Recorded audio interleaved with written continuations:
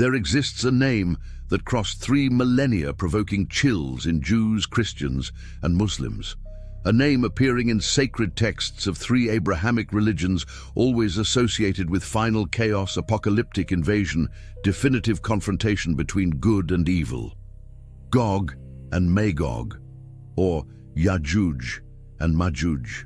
Depending which tradition you consult, these names evoke barbaric hordes imprisoned by Alexander the Great behind iron walls at extreme north of known world, awaiting exact moment to burst forth and devastate civilization.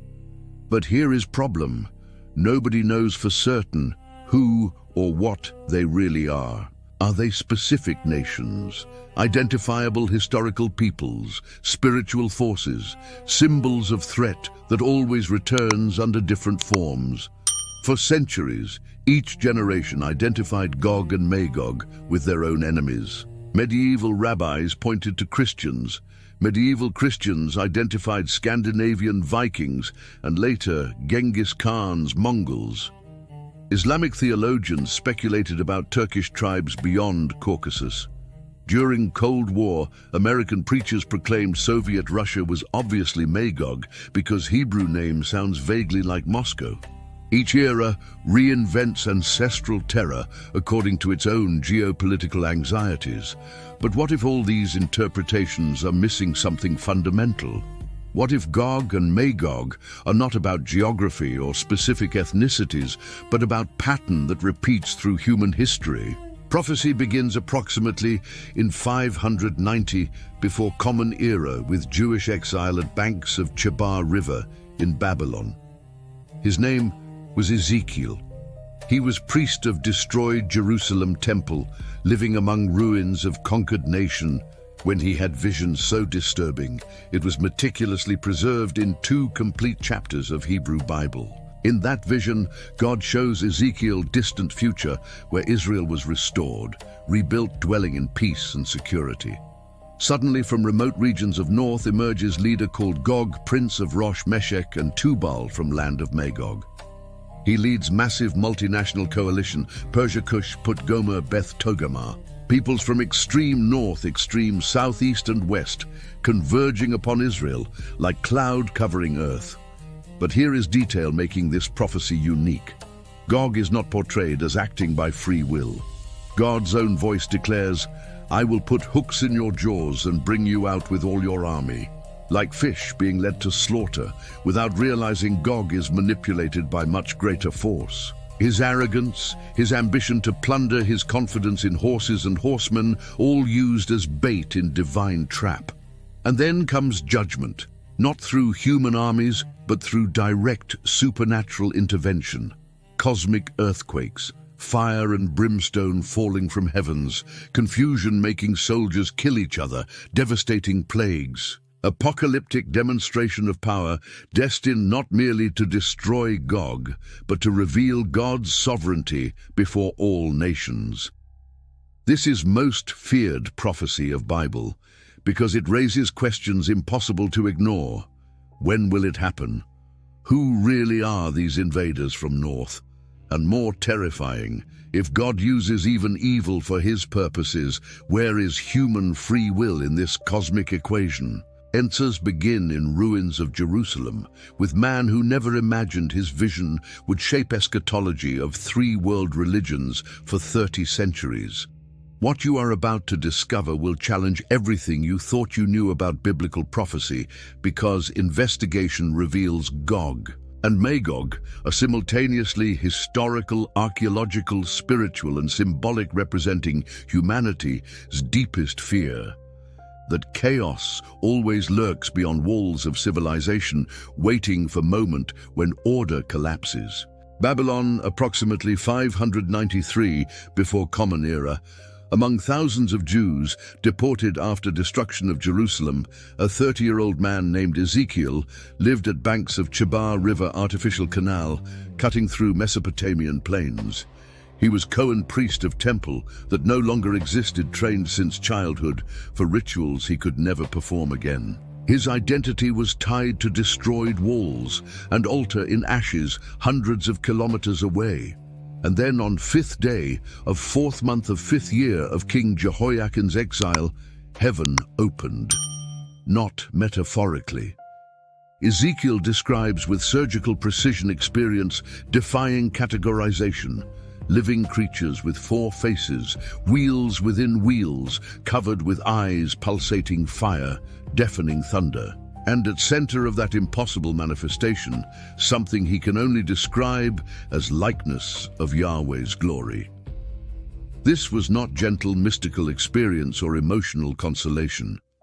It was traumatic encounter, leaving him prostrate for 7 days, unable to speak, processing what he witnessed. When he finally recovered voice, Ezekiel understood he had been designated watchman, charged with warning his people about coming judgments. For 22 years he would deliver increasingly strange prophecies, public dramatizations of Jerusalem's siege, using bricks and iron pots, shaving head and burning hair, publicly digging hole in wall of his house, and fleeing carrying luggage like refugee. His exiled neighbors considered him insane, but then his impossible prophecies began fulfilling with frightening accuracy. Jerusalem fell exactly as he predicted. Temple burned.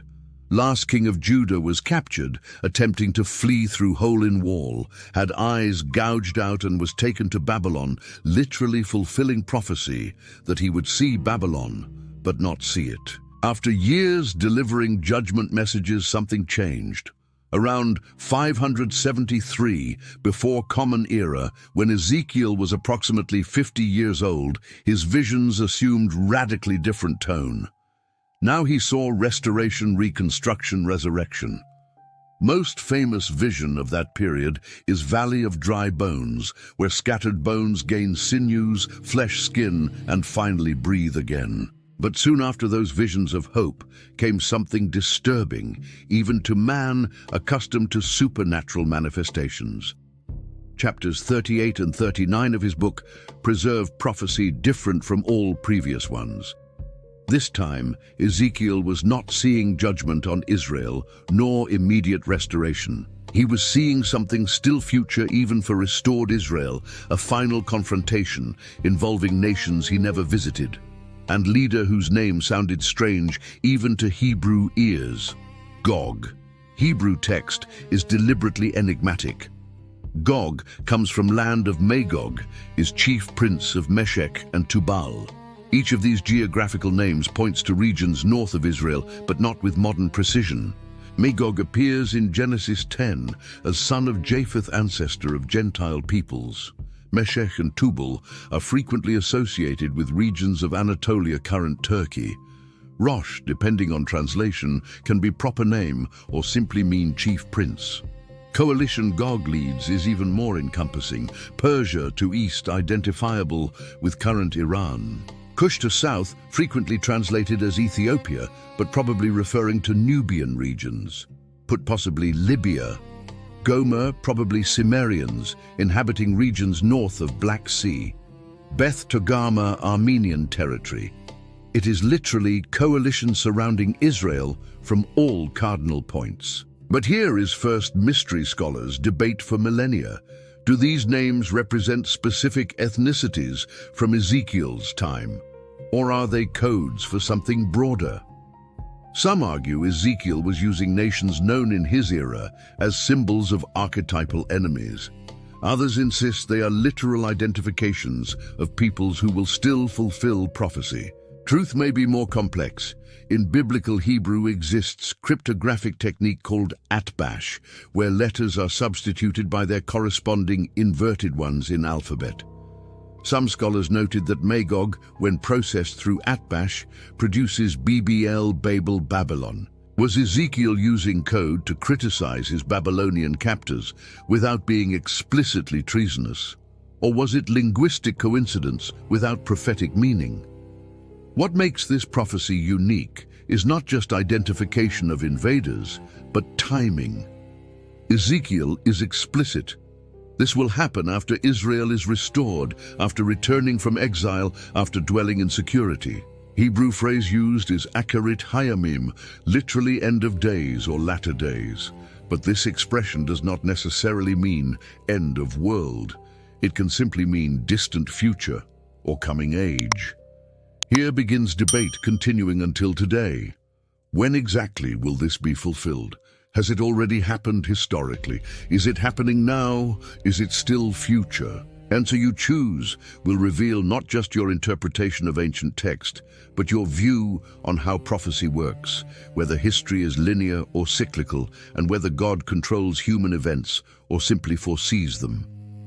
Because what Ezekiel saw was not just military invasion, it was cosmic dramatization with specific purpose. In 7th century of Common Era, something extraordinary happened that would forever change how 3 religions understood Gog and Magog. Syriac Alexander legend, composed either shortly after Byzantine Emperor Heraclius defeated Persians in 630 or during reign of Justinian, first in mid-6th century, fused 2 previously separate traditions: biblical prophecy about Gog and Magog with Greco-Roman legends about Alexander Great building gates to imprison barbarian hordes. This fusion was not arbitrary accident. It emerged from specific historical trauma. Byzantine Empire was under existential threat from waves of invasions: Huns, Avars, Persians, and soon Arabs. Christian communities needed theological framework to understand why civilized world seemed perpetually besieged by barbarism from beyond frontiers. Syriac legend provided answer.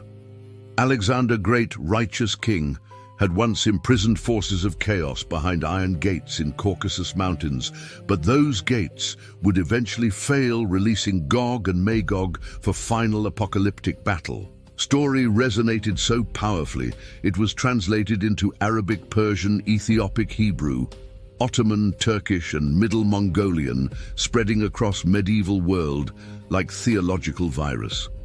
Each culture adapted details, but core remained. Somewhere in remote north, massive wall held back forces that would one day break free and devastate Earth.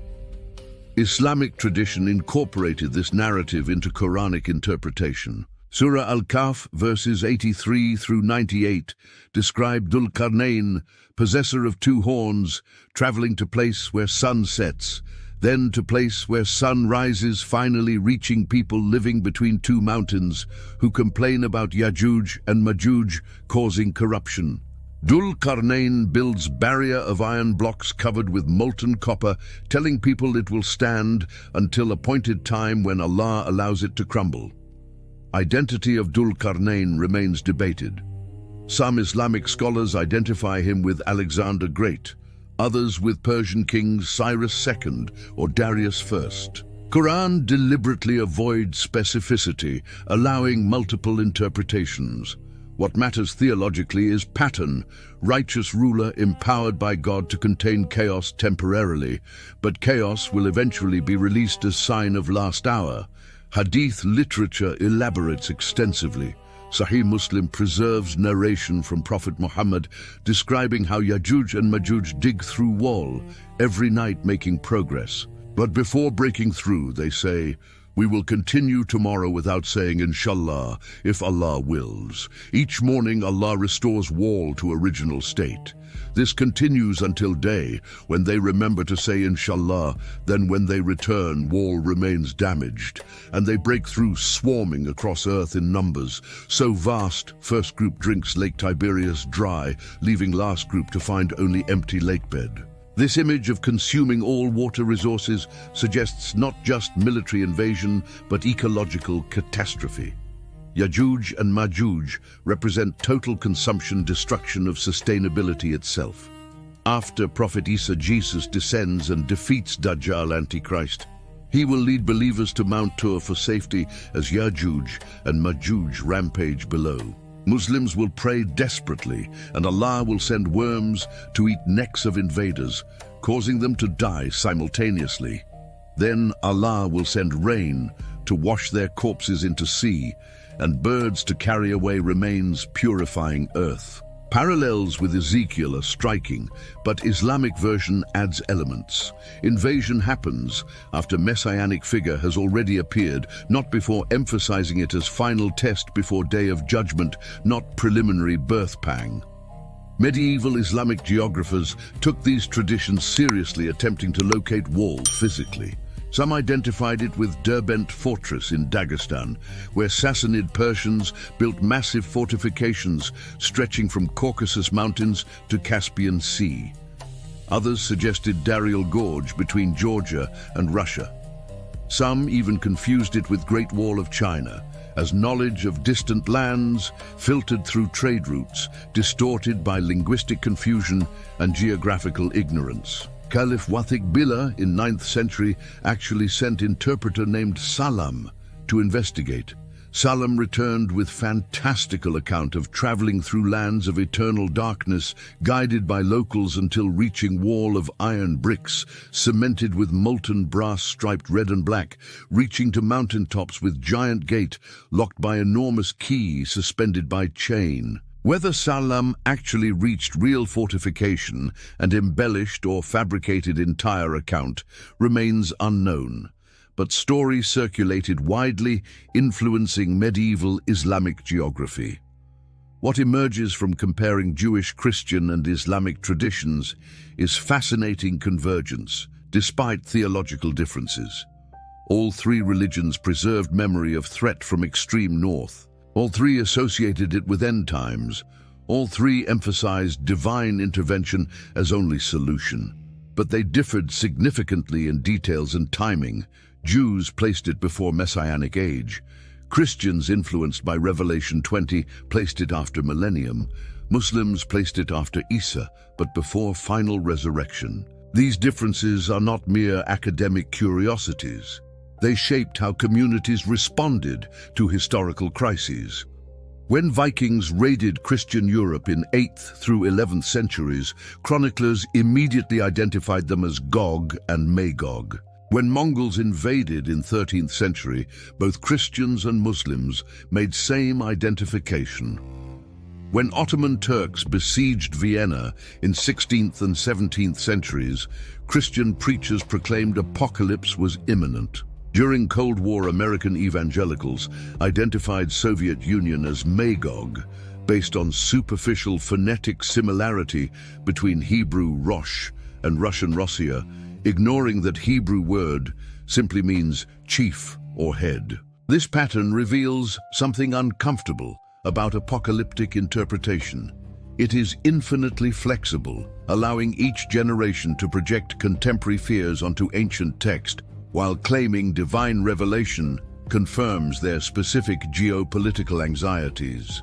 Biggest twist in Gog and Magog interpretation happens when you reach last book of New Testament.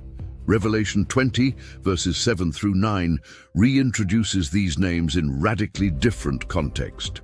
When 1,000 years are completed, Satan will be released from his prison and will go out to deceive nations in 4 corners of earth, Gog and Magog, to gather them for battle. Their number is like sand of sea.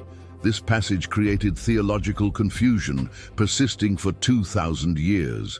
In Ezekiel, Gog and Magog appear before Messianic age as prelude to final restoration. In Revelation, they appear after millennium, after 1,000 years of Christ's reign as final rebellion before ultimate judgment.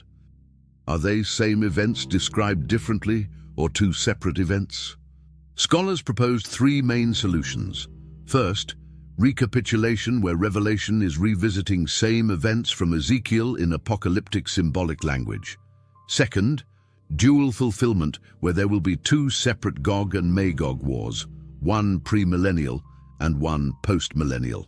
Third, typological usage, where John is using Ezekiel as names as symbols of final rebellion without intending literal identification.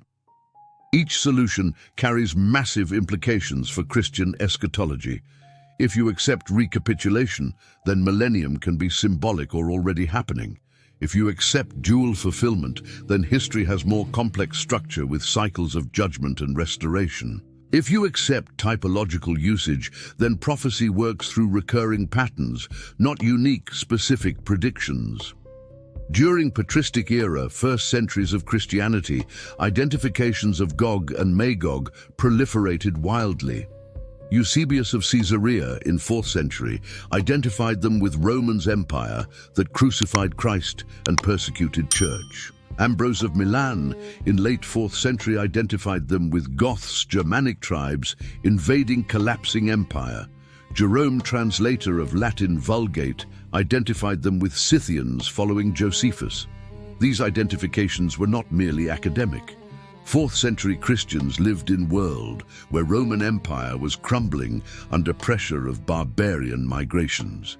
Goths, Visigoths, Ostrogoths, Vandals, Huns flooded borders. For terrified Christians watching civilized order collapse, Ezekiel's prophecy seemed to be fulfilling before their eyes.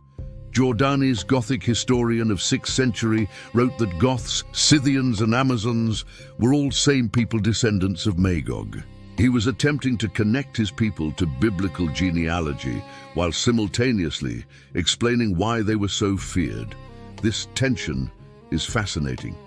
Barbarians converted to Christianity wanted biblical legitimacy, but biblical texts portrayed them as God's eschatological enemies. Medieval world map preserved at Hereford Cathedral dated approximately 1300 shows Gog and Magog, imprisoned in northeastern corner of known world, surrounded by mountains. Medieval cartographers took prophecy, literally attempting to map apocalyptic geography.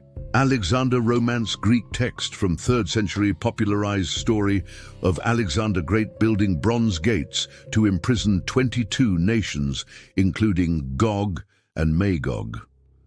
Later versions in Latin, Syriac, Arabic, Persian, Ethiopic, Hebrew, and Mongolian spread legend across medieval world. Each version adapted details, but core remained. Somewhere in extreme north exists physical barrier, keeping chaotic forces imprisoned until appointed time. Medieval travelers claim to have seen these gates. Travel narratives like John Mandeville's in 14th century describe expeditions to distant lands, encountering gigantic walls. Mandeville claimed Gog and Magog were actually 10 lost tribes of Israel, imprisoned by Alexander, awaiting eschatological liberation. This identification is supreme theological irony. Lost tribes of Israel considered apocalyptic enemies of restored Israel. Marco Polo mentioned Alexander's iron gates but said Comanians were imprisoned behind them, not Gog and Magog. He mentioned Gog and Magog, separately placing them north of Cathay, China. Some scholars suggest Marco Polo was confusedly referencing Great Wall of China, filtered through distorted geographical knowledge. During Renaissance, when European exploration expanded geographical knowledge, locating Gog and Magog became increasingly problematic. Explorers found no magical gates in Caucasus, nor imprisoned hordes awaiting release.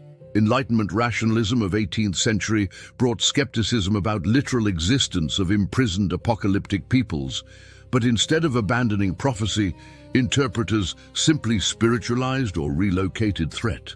John Wesley, founder of Methodism in 18th century, interpreted Gog and Magog as spiritual forces of apostasy and persecution, not literal nations. Others continued seeking geopolitical identifications. During Ottoman Empire expansion in 15th through 17th centuries, Protestant preachers identified Ottoman Turks as Gog and Magog. When Ottomans besieged Vienna in 1529 and again in 1683, apocalyptic sermons proliferated across Christian Europe. Martin Luther wrote extensively about Turkish threat in eschatological terms, though avoiding explicit identification with Gog. But psychology was clear. Islamic empire advancing from east seemed to fulfill pattern of prophesied invasion. In 19th century, Napoleon invading Russia provoked new wave of apocalyptic speculation. Rabbi Shneur Zalman of Liadi, founder of Chabad Lubavitch movement, saw Napoleonic wars as potential war of Gog and Magog. When Napoleon was defeated, apocalyptic moment passed, but interpretive methodology persisted, identifying current geopolitical crises as fulfillment of ancient prophecy. Cold War transformed Gog and Magog from theological curiosity into geopolitical obsession. In 1971, bestseller called The Late Great Planet Earth by Hal Lindsey sold over 35 million copies, arguing that Soviet Union was clearly Magog mentioned in Ezekiel. Logic was tortuous but convincing to millions. Hebrew word Rosh in Ezekiel 38:2 could be transliterated as Rosh, which sounded vaguely like Russia. Meshech sounded like Moscow. Soviet Union was north of Israel. Therefore, Ezekiel obviously predicted Soviet invasion of Israel. This interpretation ignored basic linguistic facts. Rosh in Hebrew simply means chief or head, not proper name of nation. Meshech refers to Anatolian region, has no etymological connection to Moscow. But academic details did not matter. During nuclear tensions of Cold War, American evangelical Christians desperately needed theological framework to understand Soviet threat. Biblical prophecy offered comfort. God was in control. History had direction. Good would triumph over evil, and United States implicitly were on right side of cosmic battle. Ronald Reagan, American president from 1981 to 89, mentioned Gog and Magog in political contexts multiple times. In 1983, during dinner with lobbying leaders, Reagan supposedly said that theologians for generations had been studying prophecies of Armageddon about Gog and Magog and final battle, and he believed that generation could be one that would see it happen. His words leaked, causing controversy. Critics argued that president with nuclear codes should not be making foreign policy based on apocalyptic eschatology. Defenders responded, he was simply expressing personal faith. When Soviet Union collapsed in 1991, Russia equals Magog interpretation should have died, but it did not die. It simply adapted. Prophetic preachers began arguing that post-Soviet Russia was still Magog, especially when it formed alliance with Iran, which Ezekiel mentions as Persia among Gog's allies. This interpretive flexibility reveals something crucial about apocalyptic prophecy. It is unfalsifiable. When prediction does not fulfill as expected, it is not abandoned, but reinterpreted. George W. Bush, Second President Bush, invaded Iraq in 2003, supposedly mentioned Gog and Magog to Jacques Chirac, French president, trying to persuade him to support invasion. Chirac was so confused, he consulted theologians to understand reference. This story, though disputed, illustrates how apocalyptic rhetoric infiltrated modern secular politics. Pattern emerging through 3,000 years of Gog and Magog interpretation is disconcerting. Each generation identifies prophecy with its own contemporary existential crisis, proclaims signs are fulfilling now, and when crisis passes without apocalypse, next generation simply restarts process with new threat. Assyrians, Babylonians, Persians, Greeks, Romans, Goths, Huns, Vikings, Mongols, Ottoman Turks, French Soviets, all were identified as Gog and Magog at different moments. Were all wrong, or is interpretation fundamentally mistaken? There is third, more disturbing possibility. Prophecy is not about predicting single specific future event, but about naming archetypal pattern repeating through history. Threat from north, coalition of nations, invasion of restored land, confidence in military power, supernatural divine intervention. This pattern fulfills not once but many times in different forms. If this is correct, then asking when Gog and Magog will come is wrong question. Right question is, how do we recognize pattern when it manifests, and how do we respond faithfully? Here lies deep utility, but also danger of apocalyptic prophecy. Utility provides symbolic vocabulary to name existential threats and affirm divine sovereignty over chaotic history. Danger can be manipulated to justify preemptive violence, dehumanize enemies, and abdicate human responsibility, presuming God will resolve everything supernaturally. Ezekiel was not trying to write newspaper from future with dates and maps. He was doing theology through apocalyptic vision. His central message was not primarily about geography or chronology, but about character of God. Even when powerful nations conspire against God's people, even when invincible armies march, God remains sovereign and will intervene to vindicate his name. This message comforted exiled Jews in Babylon, watching empire that destroyed their homeland. It comforted persecuted Christians under Rome. It comforted Muslims devastated by Mongols. It comforts threatened religious communities in every era. But it was also abused to justify crusades, inquisitions, colonial wars, and nuclear bombs. Deepest question about Gog and Magog is not geographical nor chronological, but theological. If God hooks Gog with hooks in jaws and leads him to judgment, where is human moral responsibility? This tension between divine sovereignty and human free will runs through all scripture, but reaches particularly acute expression in Ezekiel 38. Theological philosophers have debated for centuries. Some argue for compatibilism. God preordains events, but humans still act freely within established parameters. Gog genuinely chooses to invade Israel motivated by greed and ambition, but these choices were anticipated and incorporated into larger divine plan. Others defend strong determinism. Gog has no real choice, is merely pawn on cosmic chessboard, executing predetermined script. His decisions are illusory result of causal processes initiated by God. Third, propose divine middle knowledge. God knows all possible choices Gog could make in all possible circumstances, and arranges history so that Gog's free choices serve divine purposes without forcing those choices. No solution satisfies completely because mystery of divine providence versus human autonomy may be fundamentally unresolvable by finite minds. Ezekiel was not doing systematic philosophy. He was proclaiming that even when humans plot evil, God is neither absent nor powerless. This message had pastoral urgency for traumatized exiles, but modern application requires extreme care. If we interpret that all military aggression is God hooking nations for judgment, this can justify passivity before injustice or worse, legitimate preemptive war as fulfillment of divine will. History demonstrates dangers. Crusades were preached as holy war against infidels, identified with God's eschatological enemies. Colonial conquest was justified as expansion of Christendom against demonized pagans. South African apartheid cited division of nations in Genesis 10, including descendants of Japheth as Magog, as divine mandate for racial segregation.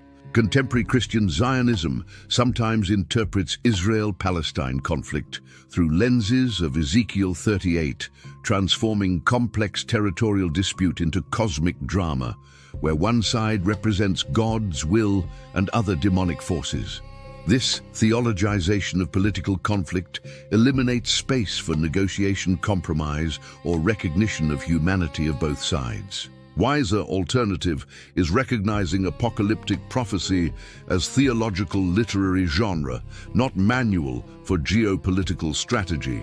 Ezekiel used mythic and symbolic language to affirm theological truths about God's character and destiny of his people, not to provide detailed timeline of specific future events. Central theological truths remain valid regardless of specific identification of Gog. First, human arrogance, trusting in military power, forgetting dependence on God, will be humbled. Second, God does not abandon his people even when circumstances seem desperate. Third, ultimate purpose of divine judgment is not vengeance, but revelation, so nations may know that Yahweh is Lord. Fourth, final restoration of Israel, and by extension all creation, will involve confrontation with forces resisting God's kingdom. These truths can be affirmed without need to identify Russia or Iran or any contemporary nation as literal fulfillment of ancient prophecy. Paradoxically, when we stop trying to map ancient prophecy onto modern headlines, it becomes more, not less relevant. Instead of saying Ezekiel predicted Soviet invasion in 1970, we can say Ezekiel articulates recurring pattern where empires confident in military power discover God cannot be ignored. This pattern manifested with Assyria, Babylon, Persia, Greece, Rome, and continues manifesting. Deeper pastoral application of Gog and Magog is not about predicting future wars, but about how faith communities respond to existential threats. When facing forces that seem overwhelming, we are tempted to despair or to trust in human power for salvation. Ezekiel offers third way, recognizing God is working even through apparent chaos, that judgment serves redemptive purposes, and that final victory belongs not to weapons, but to God's justice. For Jews surviving Holocaust, for Christians facing persecution, for Muslims resisting colonialism, for any community threatened with annihilation, this message offers hope, not depending on political circumstances, but on divine faithfulness. Simultaneously, prophecy warns faith communities against arrogance. If God humbles Gog for trusting in horses and horsemen, then God's people must not fall into same trap thinking military wealth or economic prosperity guarantee security. True security comes from justice, not arsenals. We return to initial question, what are Gog and Magog? After traversing 3 millennia of Jewish, Christian, Islamic interpretations, historical identifications of Scythians, Goths, Mongols, Russians, Cold War conspiracy theories, and modern political manipulations, honest answer is simultaneously simple and complex. Gog and Magog are mirror, in which each generation sees reflected its own existential threat. They are name humanity gives to archetypal fear of chaos, invading order, barbarity, destroying civilization, evil, triumphing over good. They are theological symbol, affirming that no matter how powerful forces hostile to God and his people, those forces do not have final word. But simultaneously, Gog and Magog became dangerous tool when manipulated to dehumanize enemies, justify preemptive violence, or abdicate human responsibility for peace and justice. Tension will never be completely resolved because apocalyptic prophecy operates in territory between history and myth, between literal prediction and theological symbol, between hope and fear. Ezekiel, living in Babylonian exile, did not have access to modern maps, nor knowledge of Russia, Iran, or contemporary nations. He was doing what prophets always do, interpreting present trauma through theological lenses and projecting hope of divine intervention into indeterminate future. His vision was preserved because it resonated profound truth. Communities threatened with extinction can trust their story does not end with oppressor's victory. This message comforted Jews under Roman persecution, Christians facing lions in arenas, Muslims resisting crusaders, and countless other communities throughout millennia. But when same prophecy is weaponized to demonize Russians during Cold War, or Muslims after 9/11, or any group transformed into eschatological enemy, it betrays its original purpose. Prophecy should comfort oppressed, not arm oppressors.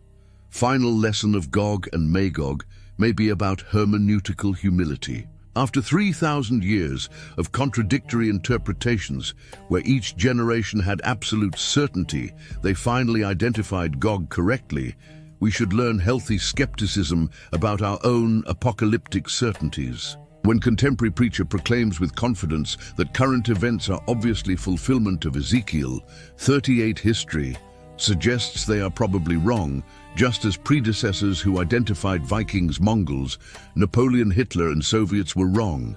This does not mean prophecy is false or irrelevant. It means it functions differently than literalist interpretation assumes. Instead of being map of future, it is theological lens to interpret present. Instead of predicting specific nations invading on specific dates, it articulates pattern of how God works through chaotic history. This pattern includes Human arrogance being humbled, God not abandoning his people, judgment serving redemptive purposes, and final victory belonging to justice, not force. For modern believer, whether Jewish, Christian, or Muslim, wisdom lies in embracing central theological truths without need to map ancient prophecy onto contemporary headlines. We can affirm God is sovereign over history without needing to identify which nation is Magog. We can trust divine providence without presuming we know exactly how and when God will intervene. We can hope for final redemption without transforming that hope into weapon against neighbors. Ironically, true prophetic wisdom may be recognizing limits of what we can know. Ezekiel saw visions surpassing human comprehension and honestly admitted he could only describe likeness of God as glory, not thing itself. Perhaps we should imitate his humility. Mystery of Gog and Magog remains not because God hides truth, but because some truths transcend human categories of knowledge. We live between already and not yet, between promise and fulfillment, between faith and sight. In that intermediate space, apocalyptic prophecy functions not as predictive science, but as theological poetry pointing to realities literal words cannot completely capture. 3,000 years after Ezekiel had his vision at banks of Chebar River, Gog and Magog continue fascinating because they touch something deep in human psyche. Our fear of annihilation and our hope of liberation, our experience of threatening chaos and our faith in restorative order, our mortality and our intuition of transcendence. As long as humans face existential threats, Ezekiel's prophecy will remain relevant, not because we can decode exact identity of Gog, but because it articulates timeless truth. Even in deepest darkness, light cannot be extinguished, and those who wait on Lord will not be shamed forever. This investigation traversed 3 documented millennia, from 6th century before Common Era Israel to contemporary apocalyptic interpretations, revealing not manual of geopolitical predictions, but fascinating process of how prophetic narratives evolve through successive layers of textual interpretation, cultural syncretism, and specific religious needs of different communities. What we discovered does not invalidate anyone's spiritual beliefs, but honestly contextualizes how traditions about Gog and Magog developed. Historical Gog was enigmatic leader, mentioned by Ezekiel, exiled prophet processing trauma of destroyed Jerusalem. Apocalyptic Gog emerged in Jewish, Christian, and Islamic texts, reinterpreting prophetic figure through elaborate cosmologies. Geopolitical Gog represents continuous attempts to map ancient prophecy onto contemporary threats from Scythians to Soviets. Each layer reveals different truths about human psychology, dynamics of cultural transmission, and boundaries between faith and political manipulation. Pattern emerging is disconcerting but enlightening. Apocalyptic prophecy functions less as specific prediction of unique future events and more as articulation of archetypal patterns repeating through history. Threat from North Coalition of Nations, invasion of restored land, confidence in military power, supernatural divine intervention. This template was applied to Assyrians, Babylonians, Persians, Greeks, Romans, Goths, Huns, Vikings, Mongols, Ottomans, Napoleonics, Nazis, Soviets, and will continue being applied to future threats because pattern resonates with universal human fears and hopes. Recognizing this does not resolve ontological questions about existence of spiritual dimension or validity of divine revelation, but clarifies documentary origins and interpretive evolution of specific traditions. This investigative approach respects both believers and skeptics. For believers, understanding historical development of traditions does not diminish spiritual meaning, but enriches with context and protects against manipulations that weaponize prophecy for political agendas. For skeptics, it demonstrates how elaborate narratives can emerge through cultural processes without need for supernatural origin, but also reveals why these narratives persist with such profound psychological power. Both perspectives coexist legitimately. Persistence of Gog and Magog traditions across cultures and centuries reveals universal human needs, understanding existential threats, exercising some symbolic control over forces seeming chaotic. Affirming history has meaning and purpose, not just random succession of violences, and finding hope that justice will eventually prevail over tyranny. Gog functioned as shared vocabulary, allowing communities dispersed across time and space to name their fears and hopes using language charged with theological resonance. Final lesson may be about epistemic humility. After 3,000 years of contradictory interpretations, where each generation proclaimed absolute certainty about Gog's identity only for next generation to discard those identifications and propose new ones, we should learn healthy skepticism about our own apocalyptic certainties. When someone proclaims current events are obviously fulfillment of Ezekiel 38, history suggests prudence. Not because prophecy is false, but because it may function differently than literalist interpretation assumes. Perhaps real prophetic wisdom is not about decoding secret timelines, but about discerning patterns of how God works through chaotic history and responding faithfully to those patterns in present. Ezekiel saw visions surpassing human comprehension and honestly admitted limits of his capacity to describe indescribable. His humility before divine mystery contrasts with arrogance of some modern interpreters who claim certainty where original prophet recognized ambiguity. Mystery of Gog and Magog remains not because information is hidden, but because some realities transcend capacity of human language to capture completely. If this content expanded your understanding about historical development of prophetic traditions, like this video, so algorithm shows it to more people interested in serious biblical history, comment sharing which aspect of this investigation most challenged previous perspectives, share with someone who appreciates rigorous historical analysis about apocalyptic prophecy. Save for future reference, especially if you study eschatology, religious history, or Middle Eastern geopolitics. Subscribe to channel for future investigations, treating biblical and prophetic topics with intellectual seriousness, honesty about sources, and clear distinction between historical theological interpretation and modern speculation.